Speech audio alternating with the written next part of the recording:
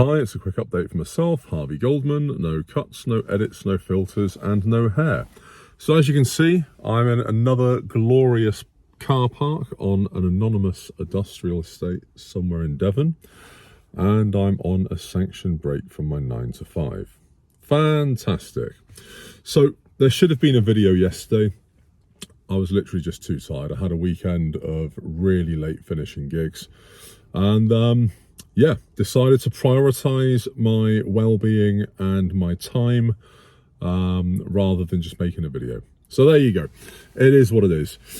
Today, I really just wanted to touch, I guess, on a slightly controversial topic for some, what it means to be a man in the modern age, this modern age.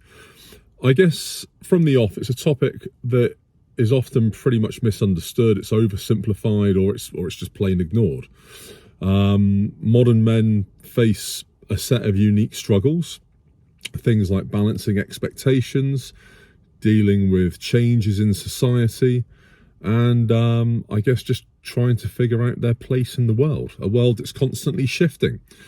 So yeah, really just looking to find out how people overcome these challenges, perhaps what your experiences are of being a modern man, or indeed a modern woman. Let's not specify gender. For myself, obviously, I've got no experience of the latter. I can only speak about the former.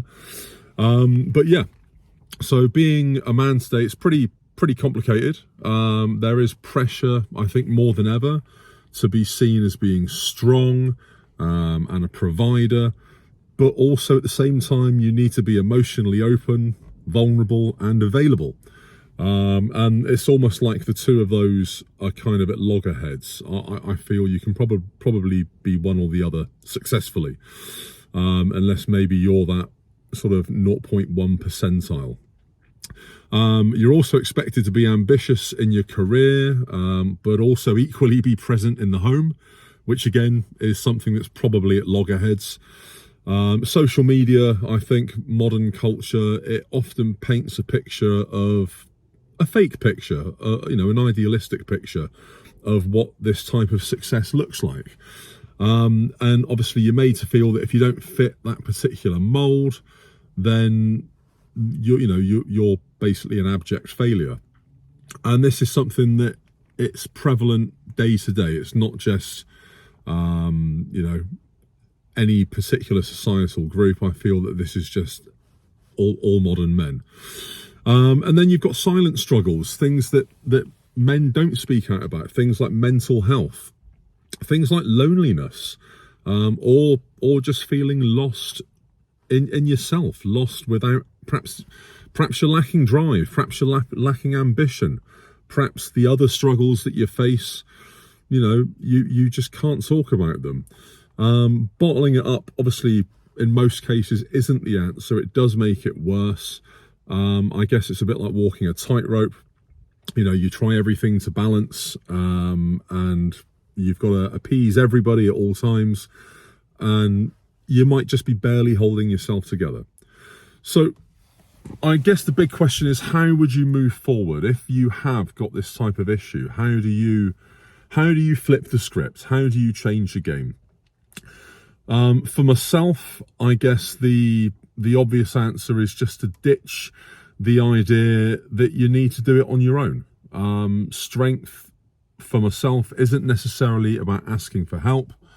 Perhaps it's about recognizing just when you need it and then having the courage to reach out to others. The whole point of this YouTube channel was for me to basically build a community of people that have got answers to questions around things like employment, around money struggles, around mental health, just everyday issues, really. And that's I guess the aim of the channel, is just to keep it raw, keep it natural. I do plan to go out and about in the local area. I'll start off locally in Devon, obviously, just because it's easy and it's accessible. But I do plan to go out and about all over, including when I'm abroad, and just seek inspiration from other people that have hacked life, that are that are doing their daily grind, that have found ways to escape it and are conquering life, you know, being victors of circumstance rather than victims, as it were. I think part of it is surrounding yourself. Wow, that's thunder out there. I think a big part of it is going to be surrounding yourself with people that uplift you, that don't drag you down. And that's a very big part of it, your peer group. Surround yourself with positive people. Surround yourself with people. They don't even have to be people that are going places. They just have to be people that are positive and not negative. And I think that in itself can do wonders for your own well-being. Obviously, you need to take care of your mental health, whether it's things like therapy. For me, it's going to the gym and working out. That is literally all I feel that keeps me feeling sane in this mad world. When things stress me out, I go to the gym. If I'm anxious about anything, I go to the gym. It's just my morning fix. And without that, I mentioned in a previous video, if I ever do miss a gym session, which is really rare, maybe once or twice a year, literally. If I do miss a gym session, I feel it all through that day. I feel guilt, I feel anxious, I feel I've let myself down. So that can be a big sort of, you know, kicker-upper for you. If you feel like you've got mental health coming on, or you're going to have maybe an episode where you feel you might fall apart a bit, perhaps you're feeling a bit fragile, do something you love, whether it's the gym, maybe you, I don't know, skateboard or BMX, or go out for a drive in your car, or whatever it might be, to get you back to that place where you feel you can cope. Don't let anybody tell you that prioritizing your mental health makes you weak, because it doesn't. It's completely the opposite. Absolutely is. And I think focus on what success means to you. Forget the checklist that we're given by society. You know, we're all told that we need a big house, we need the latest car, the latest phone, we need 100 bands in the bank, and to have investments and all the rest of it. To be fair, a lot of it's material bollocks, and pardon my French, but you don't necessarily need that to be a success. And, you know, to sort of check off what success means for me, as I said previously, at the moment it's about time, about owning my time. And I think for me that's what counts. So that's what I'm investing my time and my energy in. And I think lastly, for myself particularly, embrace growth.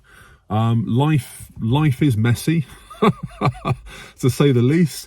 Everybody makes mistakes. We all cock up. The key takeaway, I think, is when you cock up, you have to learn from it. If you keep making the same cock up time and time again, you're not learning any lessons. You're not moving forward. There's no progress there. And life really is about progress. It's about evolution. You know, you don't start off in a perfect place. You've got to kind of evolve within yourself and evolve within your surroundings, and you get to where you will eventually need to be. It all starts with self-awareness, a bit of self-compassion, and probably a lot of determination. So I guess in conclusion, being a man in the modern age, it's not easy. It's not impossible, but it's not easy. The struggles are real, but also so is the potential to overcome them. And as I said, you can be a victim of circumstance, or you can be a victor of circumstance. And the first step is deciding which, and then working on those goals. Bite-sized goals at first, because that will get you a little, you know, dopamine hit along the way, like, yay, I've completed this much. But they all mount up and they get you towards that end goal. So anyway, I'm very keen to find out. Let me know in the comments, what does it mean to be a modern man or woman to you? What are the struggles that you face? What are the issues that you've come across, that you've overcome? Help others. Pop it in the comments. YouTube is probably going to recommend a video for you somewhere around there. It thinks you'll like it. Obviously, check it out. And like, follow, subscribe, all that jazz. And I'll try and do the next video from my home and not from a car park. Goldman, peace out.